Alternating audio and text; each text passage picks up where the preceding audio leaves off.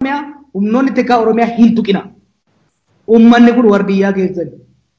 Yoo itti beektan yartuu mataa isinitti lulaa jirtu mataa isinirraa gadi qaba malee isin hin tuqu.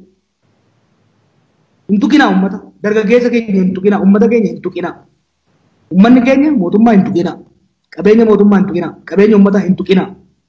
Mormii keessan garuu dhageessisa mirga keessan. Mirga qabsooftanii kumaatama ittiin wareegdanii ofirraa darbee warri ciisee gaafa isin dhumtan dhudhuufaa turellee dharra mirga ittiin argatee akka fedhetti mataa ittiin raasaa jirudha.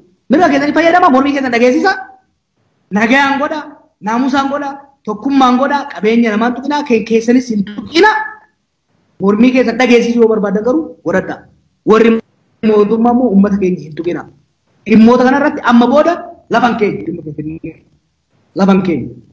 Ajandaa goone sadarkaa adda addaatti miidiyaatti qofa osoo hin ta'in akkuma orma kaanitti abbaa fedhe wajjin kan seeraan barbaadu seeraan falman, kan seenaa baasuu barbaadu seenaan falman, kan diinagdeedhaan barbaadu diinagdeedhaan falman, kan humnaan dhufu immoo humnaan ofirraa cabsina.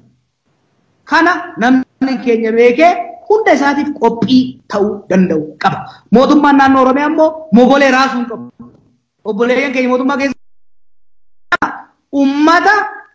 ummata onneef tokkummaaf tarsiimoodhaan gooftaa wayyaanee amma 27 biyya kana saamaa turte likkii galche waan qabdaniif raatuudha jechi hin sodaatine.